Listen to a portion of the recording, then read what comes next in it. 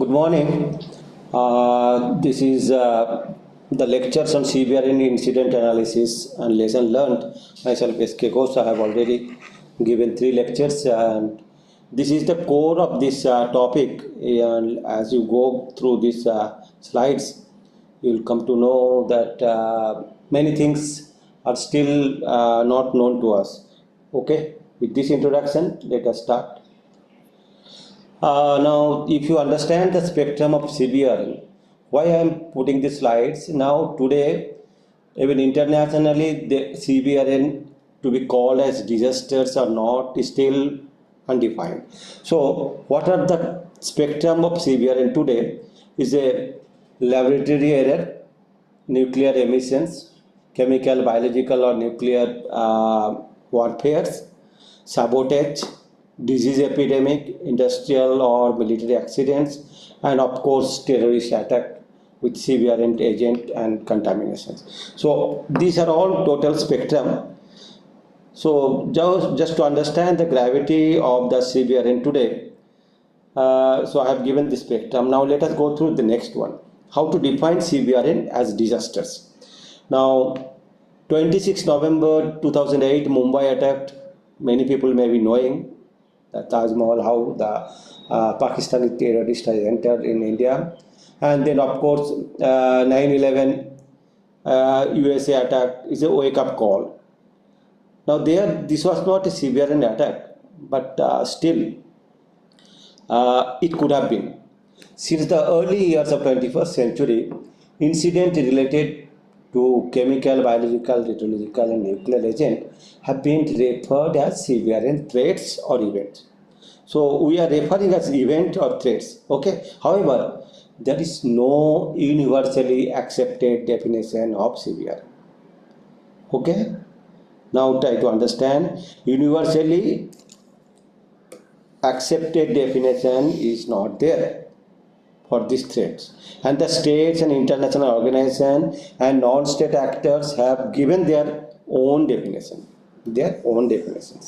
and designated their own strategies to face such threats. So still there is a lack of coordination between the international states.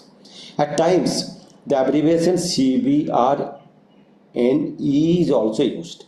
So you may not be surprised that E is also used in many places, and the use is for explosives and improvised explosive device IED in terrorist attack.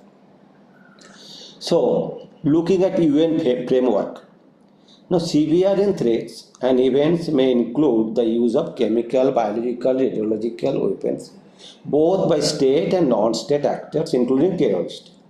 The use of CBRN agent for smaller scale crimes that is going on. Now try to understand industrial accident involving the release of CBRN agent into the environment is also to be called as CBRN. Other calamities such as spread of COVID-19 in 2020 and ensuing world pandemic. No express reference to CBRN threats are found if one look in the UN framework. It is worth repeating. UN framework for disasters relief, or more generally to the area commonly labeled as disaster risk reduction DRR. There is no reference.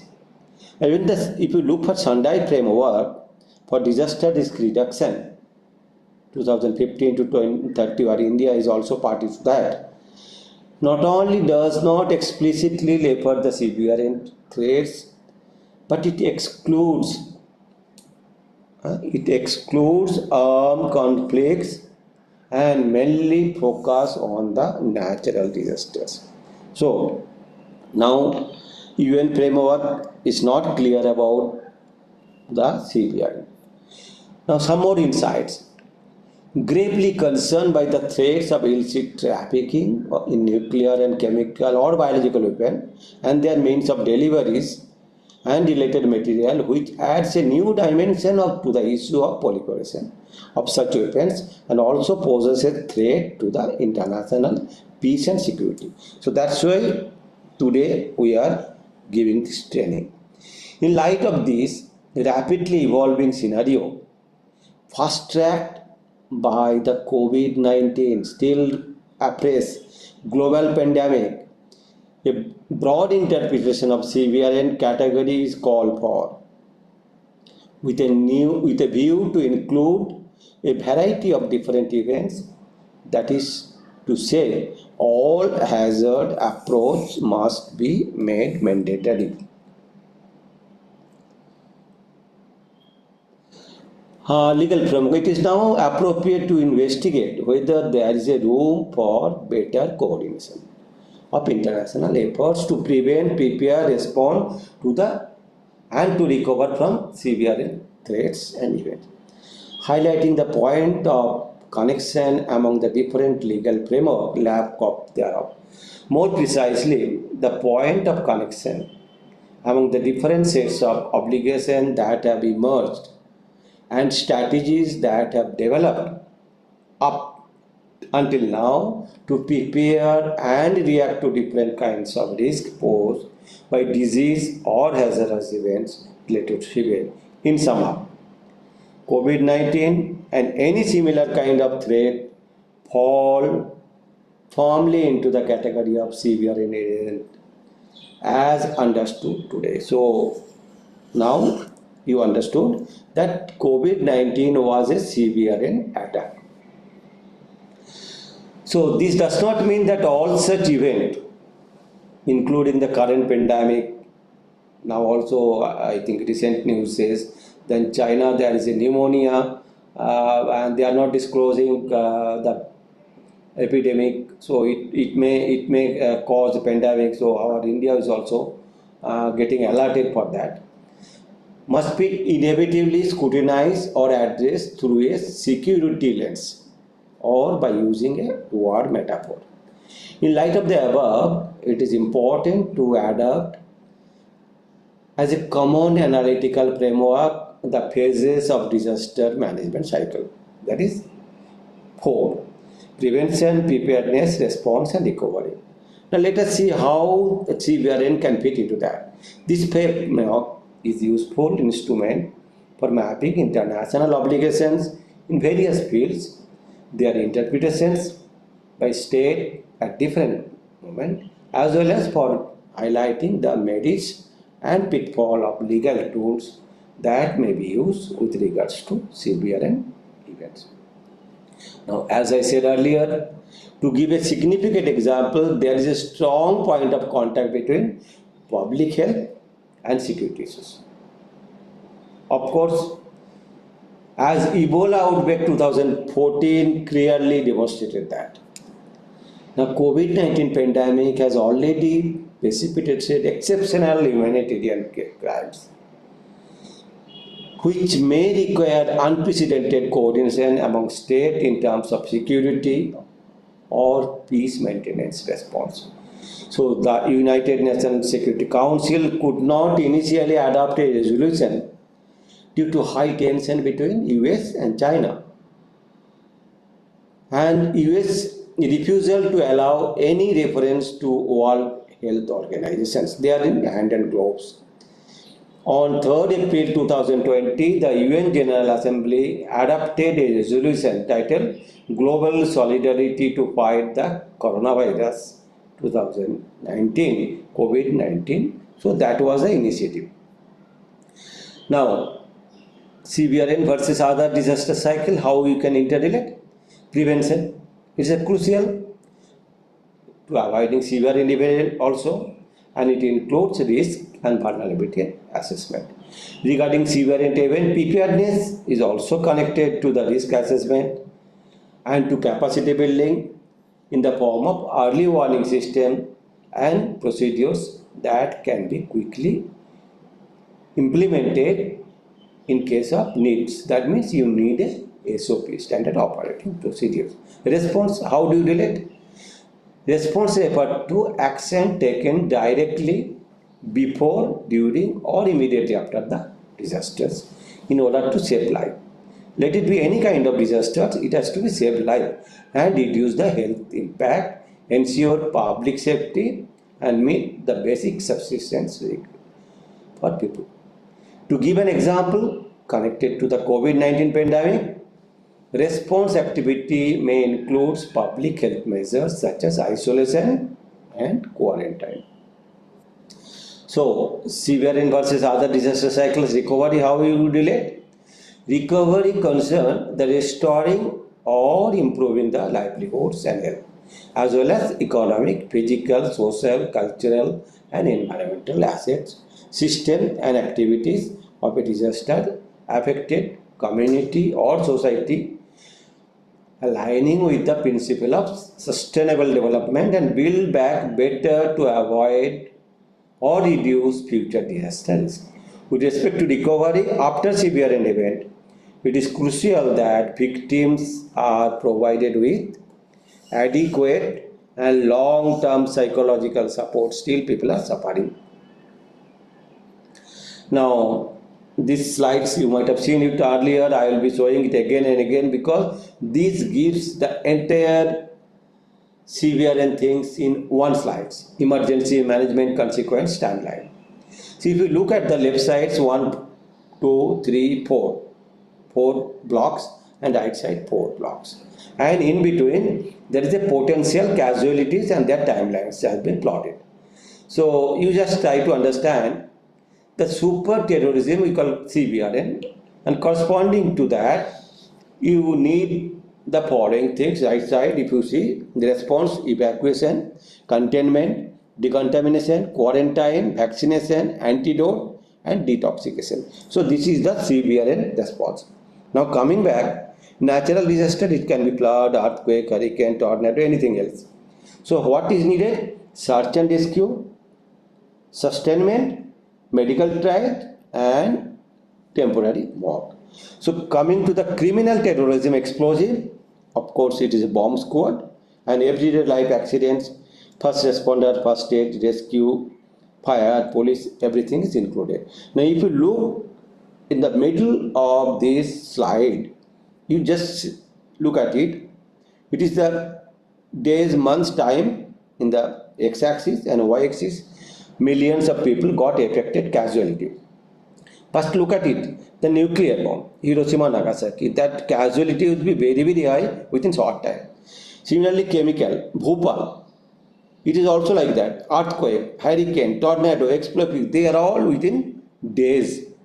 And it can go up to tens, hundreds, thousands, millions, whatever may be, depending on the amount of explosive or amount of the disasters. So coming back to the flood, it takes weeks because it remain longer time. Similarly, if you look at that CBRN, most of the biological, it takes long time, but its consequences and potential casualties are high. Similarly, radiological RDD or RED, whatever you call it, there it takes longer time because contamination may be months or years sometimes. So potential casualty, I'll explain it afterwards, how you can have a look that how many days it can take.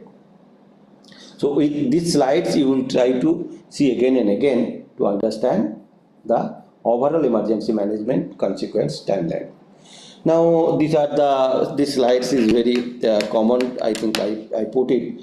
This is all the sarin gas attacks 1995, and then anthrax in 2001 USA, and then in Brazil the radioactive contamination, and then Fukushima Daiichi plant. These are all international scenario, which is all severe disasters.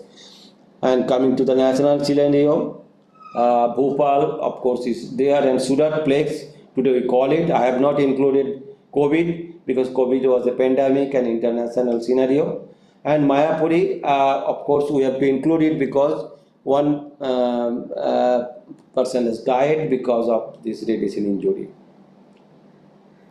And this, you cannot forget it, the latest pandemic. And then this is very appraised, that's why these slides, nothing to do with that, because I will be analyzing the lesson learned from COVID, that's why I am showing these pictures.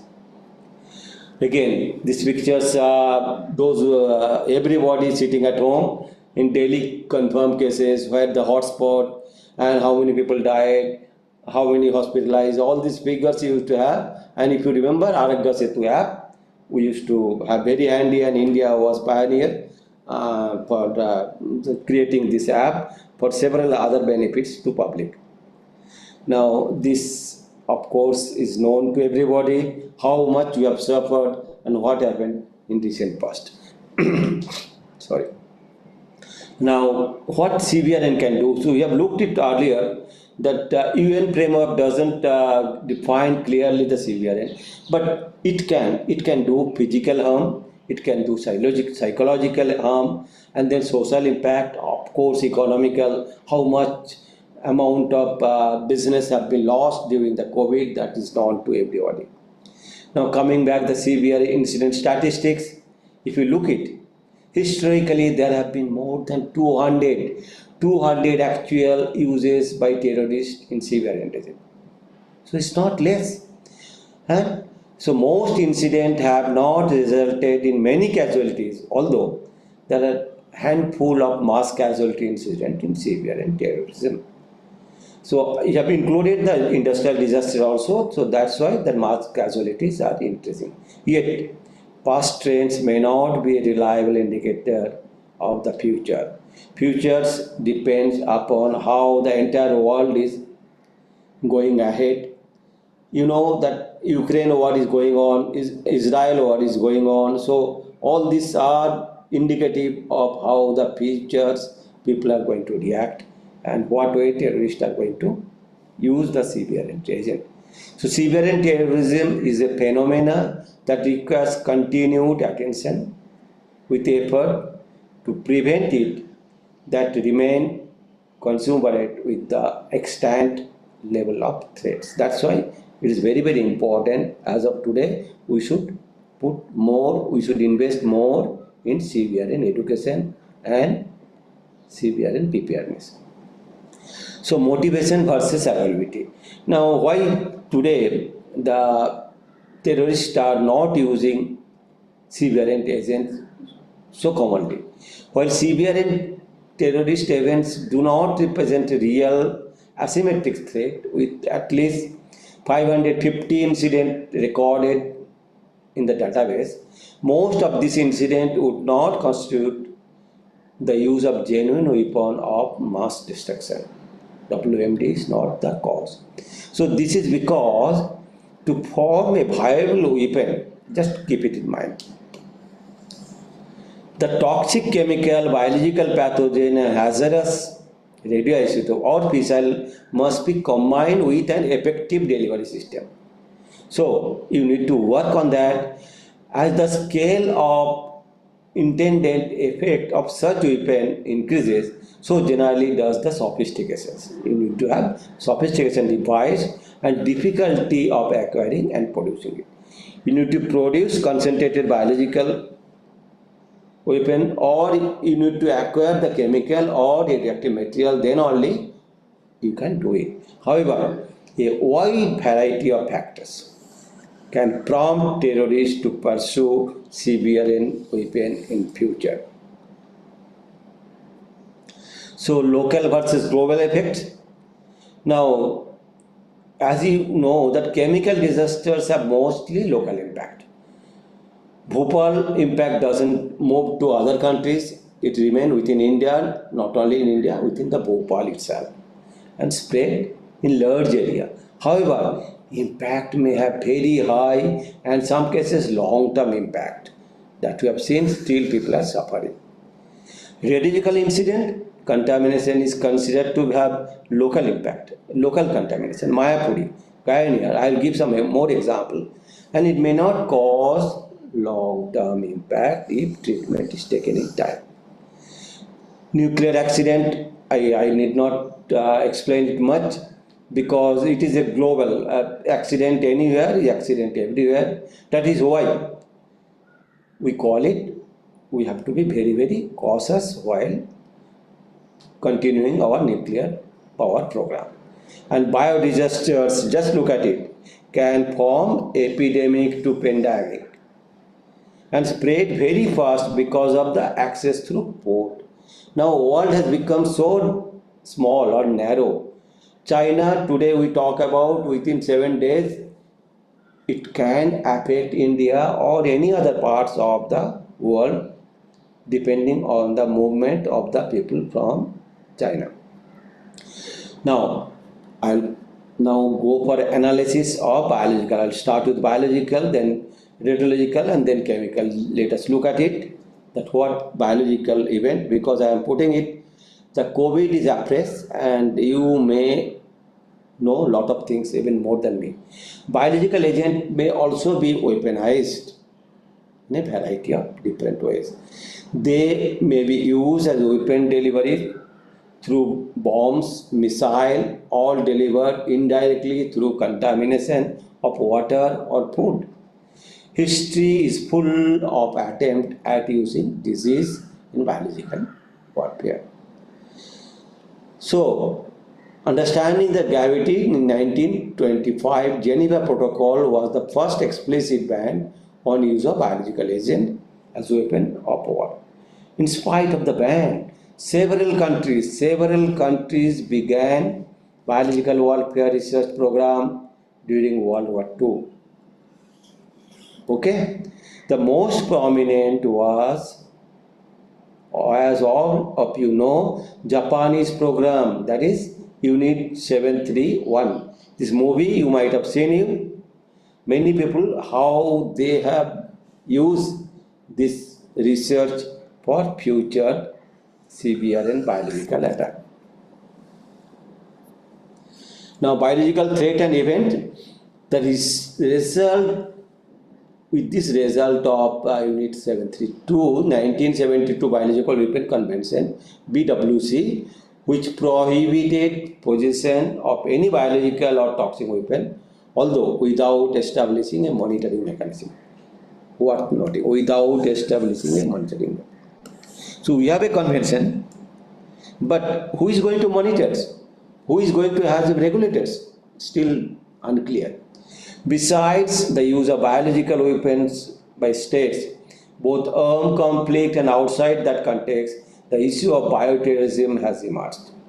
Al-Qaeda allegedly started biological weapon program in late 1990s in Afghanistan, but no evidence that it has ever acquired the biological agent. They are working on that, but still there is no evidence that they have made an attack using that weapon.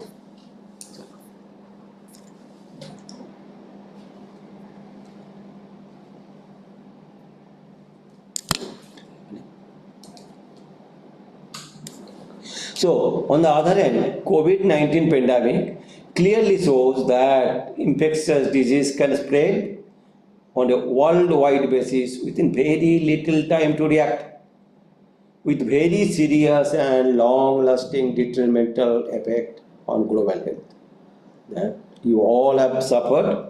The category of global catastrophic biological risk, GCBR,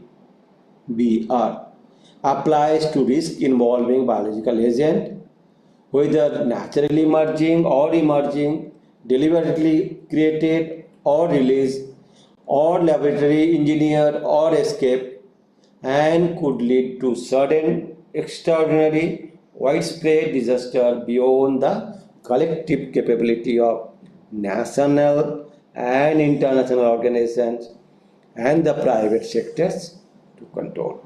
So this is very appraised, that's why I'm putting more stress on that. So use of bioweapon, what for? Is immediately not to kill you, but to spread panic, overwhelm resources and facilities, disrupt food chain, industry, economy, and communication, and least expensive. See, one lab in China, how much has caused worldwide loss? It is least expensive weapon as compared to nuclear or chemical. So that's why bioweapon is very, very favorable to people of some countries. That is a summary of 3 pandemic in 20th century that you have all seen. It is 1918 and 1919. It was Spanish influenza, H1N1, then H2N2, and then H3N2. Like that, this has killed millions and millions of people. This has happened, and still it is happening. I'll give you some more example. Plague of Athens killed 40,000 people. But when it came to Surat, it was an attack, but hardly 56 people have died, but caused havoc on the economy. SARS virus worldwide, the death rate from SARS was 10%. Bird flu recurring again and again. Swine flu almost every year happening. COVID-19, how much is the reported death? 69 lakhs. And in India, it is more than 4 lakhs. But compared to that pandemic, I would say that death rate was low. Then MERS, Middle East Respiratory Syndrome, Ebola still going on, Nipah virus. See, the Kerala, we get news of Ebola, Nipah virus still active. Now, what lesson learned? The picture itself is telling entire world has adopted masking themselves. So there are 10 lessons learned from you can have more. What I could see, the major lesson learned from the COVID or let it be biological attack, masks are useful tools. Today also, Delhi pollution is known to everybody, but Bombay also recently we have seen the AQI is more than 200 reaching 300. So mask was necessary, help for morning worker or those who are going the regular office working like that. And telehealth might become a new normal. Without visiting the doctors, how we have treated the patient. Vaccines are powerful tools, and India was pioneer for that. Everyone not treated equally, especially in a pandemic. You have seen comorbid cases, their rate was high, but many people have not died because of their immune system. And then we need to take mental health seriously. Many people still suffering because of the psychosocial effect. And we have the capacity for resilience. Community is essential, and technology, of course, is the guiding. Sometimes you need a dose of humanity. See, even small bacteria or virus can do havoc. That's why I call dose of humanity. And what's really important in life, that you have understood. What's really important? Survival. No property, no other things. Health is the importance. And then work culture. Who have imagined that work from home will be a new norms of work cultures? Still people are using it. Software industry surviving, work from home. And this is a new work culture. These are the 10 lessons learned. Other than that, I invite all of you, you can put some more and put it in your notebook. Now, that biological lesson learned is over. Now I'm coming back to the major nuclear accidents. I am listing majors because there may be some minors. I will not talk about that. Details Dr. Misra might have discussed you. So this is, I am talking about 3 Mile Island. These are all known, those who are doing research on a nuclear organization. So 3 Mile Island in USA, no death, loss of coolant accident and partial coal meltdown due to operator error. Keep in mind, due to operator error. And technical flaws, there is a small release of radioactivity, but nobody has got any cause of concern.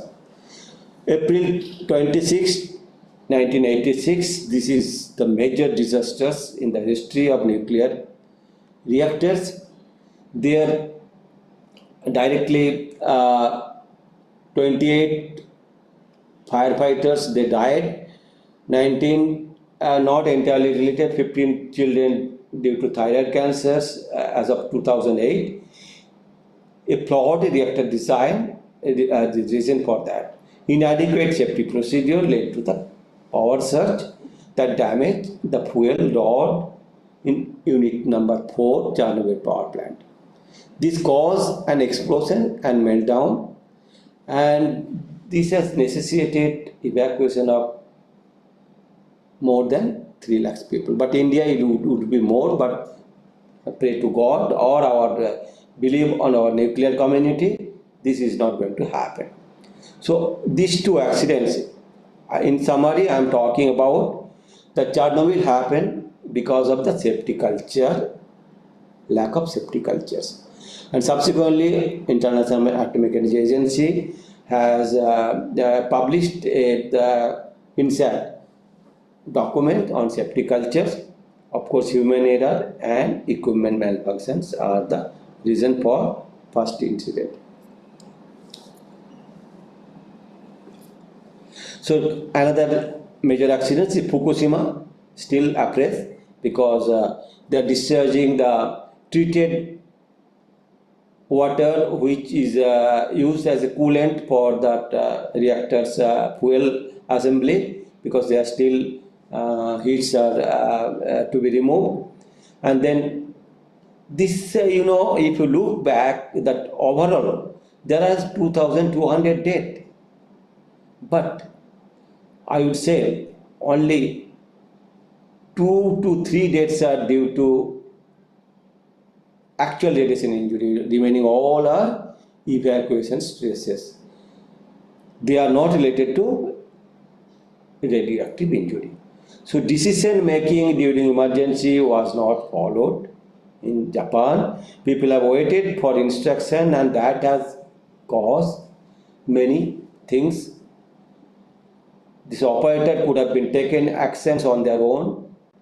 Things could have been different. Anyhow, that is history. But Japan people are very much concerned, and they are doing all this rehabilitation or recovery or jobs very systematically in safe manner. Now, as I told, we should not bother much about the nuclear power accidents, because that is in safe hand today, and people have learned a lot of lessons, and that safety systems have been upgraded. There was a Vienna Convention subsequent to Fukushima, and then many things have been changed, including India. We are following a systematic safety review such that it doesn't happen with zero probability. So, but what we should be bothered, because in public domain there are many radioactive sources and terrorists can have access to that. So let us look at that. Caionia is Brazil, 1987. This is a wake-up call. What happened there?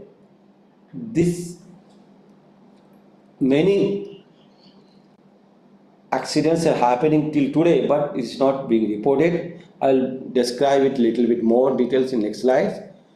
Over the subsequent year, there was an increasing stream of reports of sources either ending up to the metal recycling industry with serious economic consequences from melting process. Now, this is I was talking about Goiânia, a private medical partnership specializing in radiotherapy. They are using cesium-137 source for the treatment of patient.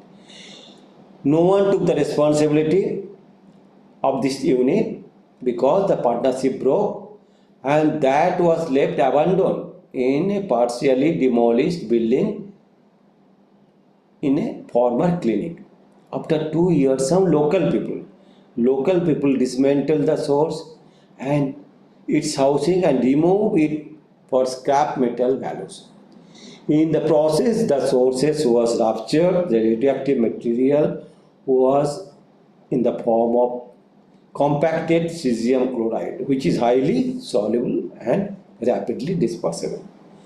For over 2 weeks, this radioactivity was spread over part of the city by contact contamination, resuspension, and contaminated items like people went from other parts of the country. So this was the cause.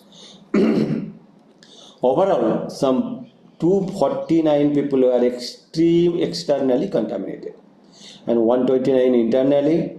21 people received in excess of 1 gray and were hospitalized, of which 10 needed specialized medical treatment, and with 4 lost their life.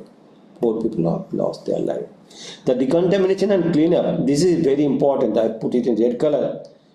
Of the environment took 6 months of intensive effort and produced 3,500 tons of active waste. So this is the cause of concern. In passing, it worth noting that although not an example of terrorism, it is not an example of terrorism, it is cause of negligence, or I would say awareness.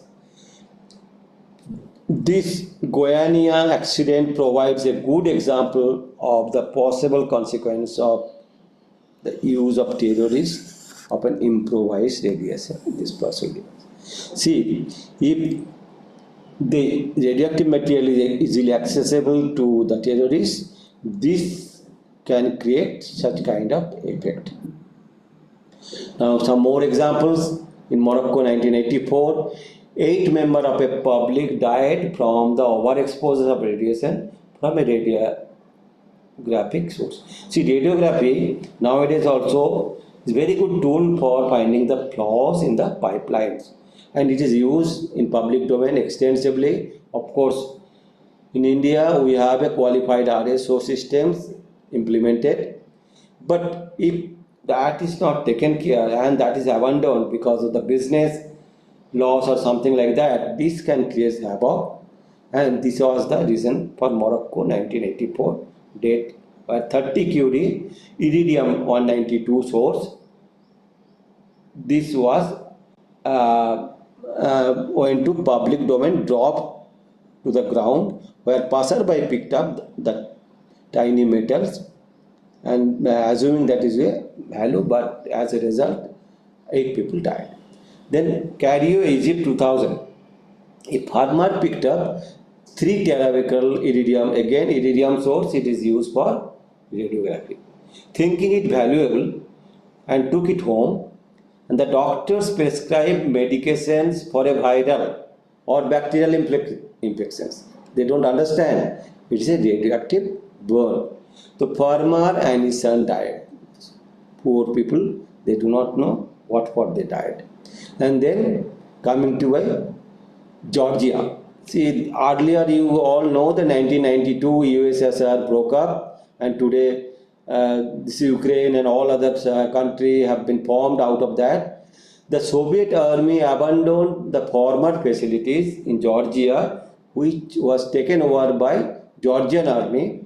In October 1997, 11 soldiers developed the radiation-induced scheme because they left the radiation sources there, and that was not known to Georgian army. So what lesson we have learned?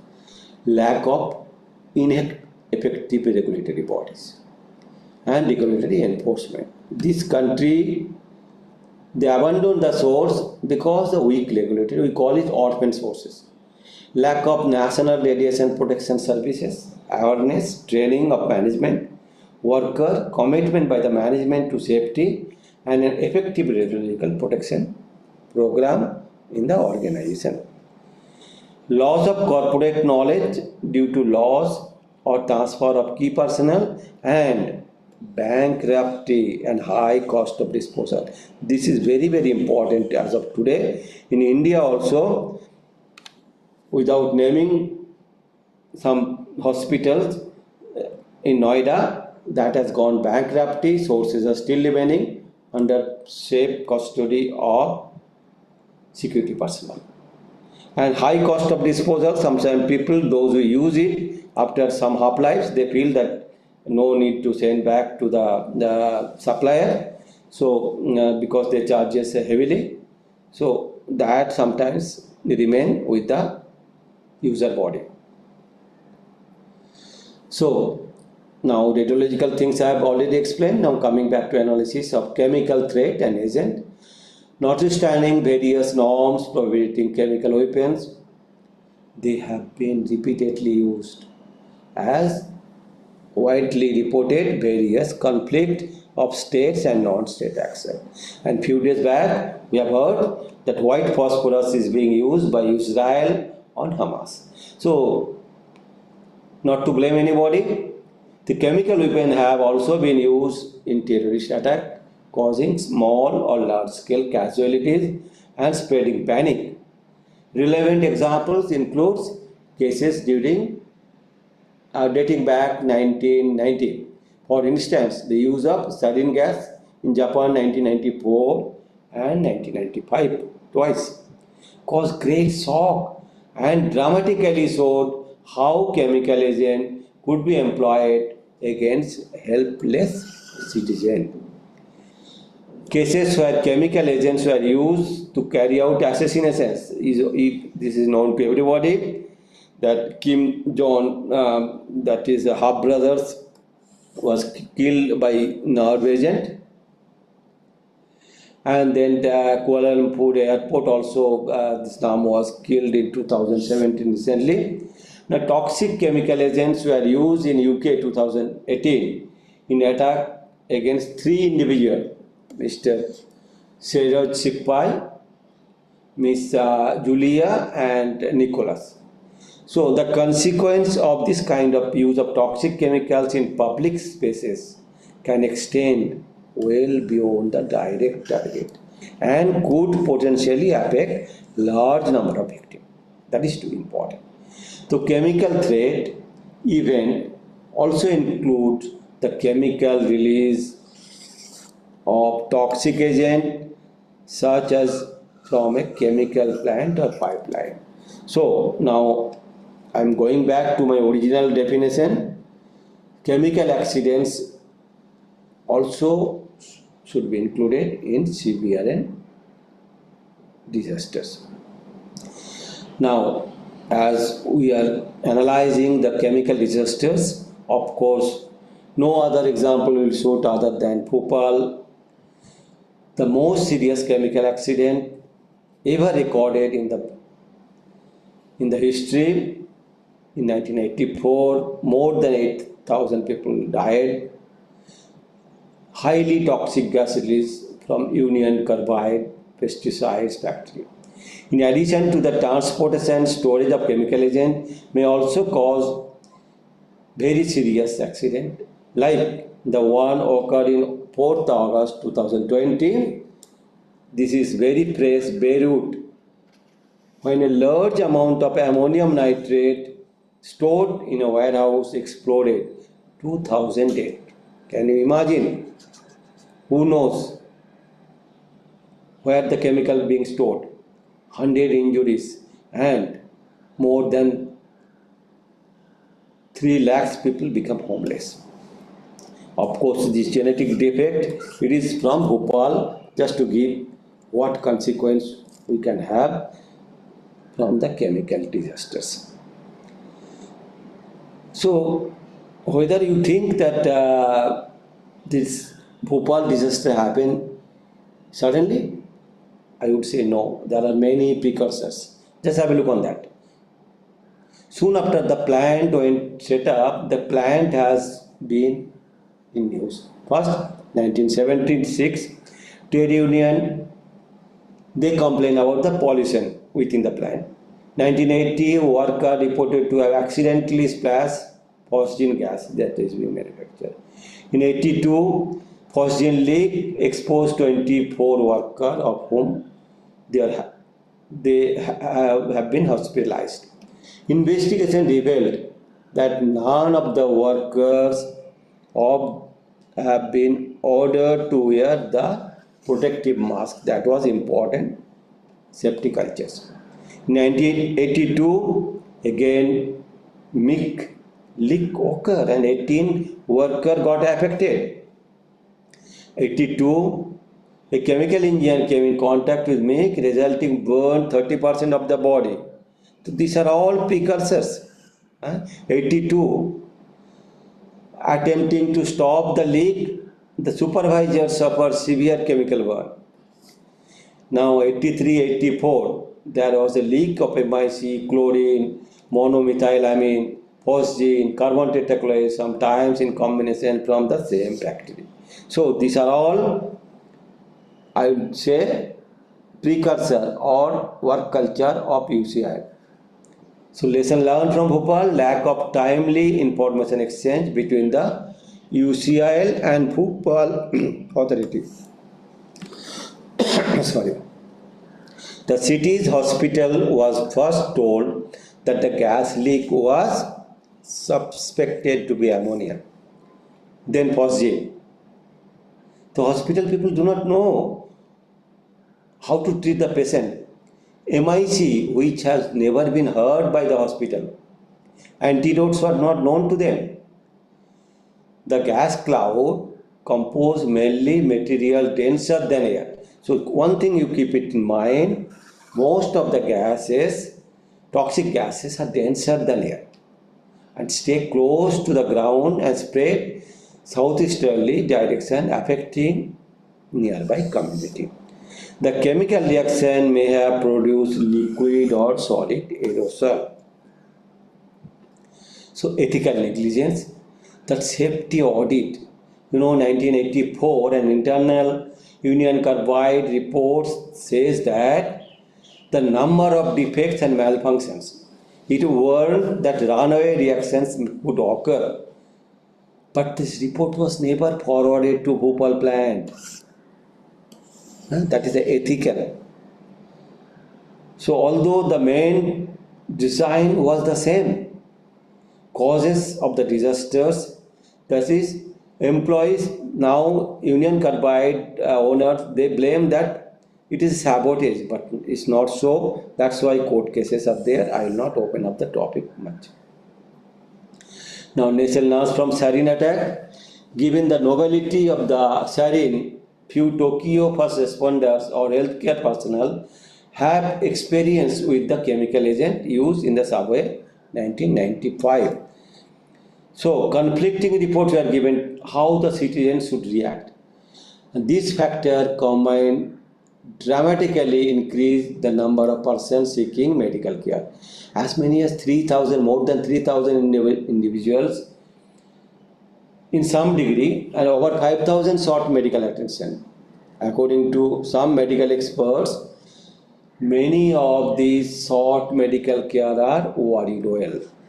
Worried well terminology you may be hearing from our biological experts. It is that I feel I am having some symptoms, but I may not be actually exposed to that. So during COVID, if somebody is having some kind of cough and cold, he will immediately say, okay, I may be having COVID, like that. That is called worried oil kind of symptoms. So had minor symptoms, but it is not the actual cause of concern.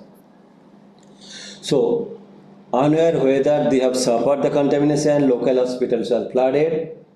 In the rush hours, all those sought care necessarily medically required to do so. However, the lack of healthcare personnel with direct knowledge, experience with the chemical weapons, left a void information quickly, filled with questions in the media. Anthrax attacks. You know what happened during anthrax attacks in 1979? Medical experts give improper advice due to dearth of knowledge, and they relied on textbook. They have no exposure experience. So interagency tension arose. Postal service, they have thought that that has passed through them, their employees, and that's why all doctors today need CBRN course and training, because you do not know many CBRN chemical antidotes to be used during actual cases. Now, advantage of continuing learning of lessons from the accidents and incidents should be fundamental element of all protection program. both in respect of improving the control to prevent accident and improving the emergency preparedness. It feeds into the cyclic process, risk assessment, implementing control, emergency arrangement, training, review, and back to the risk assessment. Other important dimensions, the extent of sophistication of the protection infrastructure, respective safety cultures, the mechanism for capturing informations on accident and incident assessment, analysis and dissemination. With this, CBRN is high-tech disasters. I thank you all, and this slide is important. Face mask is required as of today. Thank you, and this is my concluding slides. See you for next lecture. Thank you.